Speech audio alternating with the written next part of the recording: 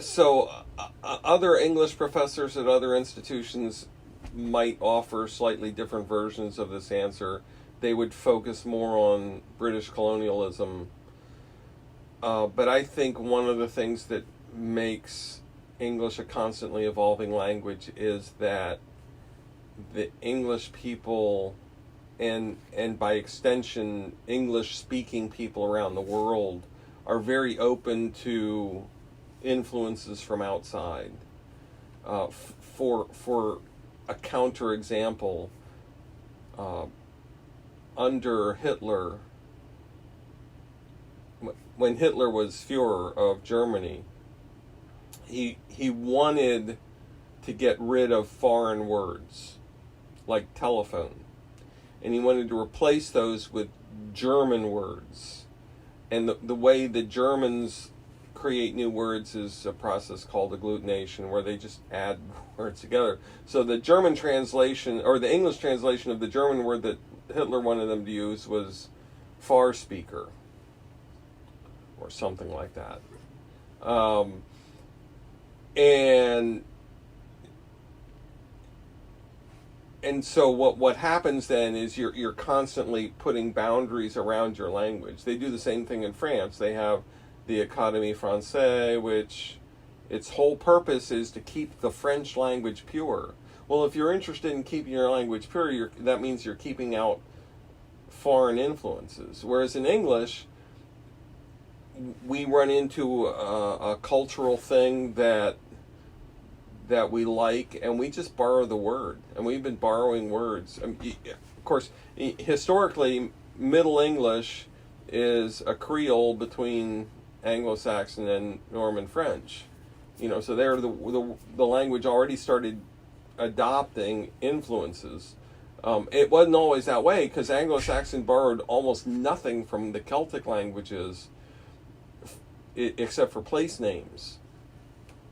But with the French, there was this blending of the language, and then also the church influence blending the language, and as a result, we just the people who speak English just got in the habit of borrowing words from other places. We borrow when English settlers settled in North America, they came across animals that they weren't familiar with, and so they just took the native population's words for them, like moose. That was what we did. Of course, there's borrowing of place names, but even beyond that, cultural influences, Chinese food, and we're all familiar with names of things in Chinese food that are not English words, but we all know them. We think of them as English. Things like karate and jiu-jitsu and martial arts come from other cultures, Spanish influence, all of those things, and we just absorb them for some reason. Kind of like the way America for generations was considered the great melting pot, where people from different backgrounds, different cultures would come together and all mix. In fact, we don't even, in linguistics, we don't even talk about English as a language. A lot of, not all, but a lot of linguists talk about Englishes because there are so many different varieties. Gullah down on the coast is English. It's a version of English. Of course, we get into the whole question of what's the difference between a dialect and a language, and the usual sort of joking definition is a language has a border and an army, right? But there's so many varieties of English that people speak. And I think it's that openness to other cultures, to wanting to mix with other cultures, and doing it in terms of language that's made English a language that just absorbs other things, other parts of other languages, and that makes it a language that's grown. And of course, for whatever reason, historical, scientific, whatever, a lot of technology has come out of England and the United States. And with new technologies come new words. So iPhone has been around for about 13 years. What would we do without the word iPhone?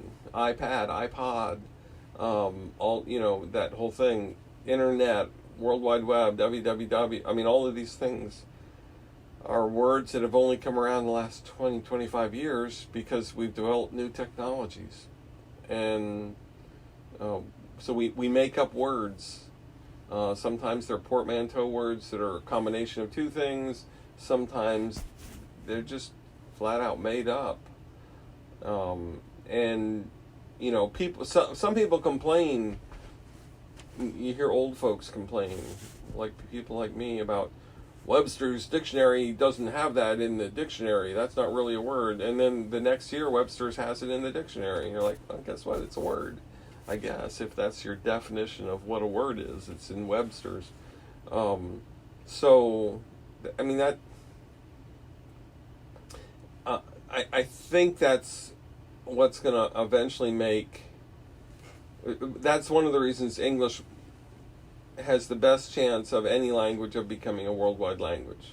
It's just that you can speak it any way you want to, and people aren't. There are going to be people who will object, but not a lot.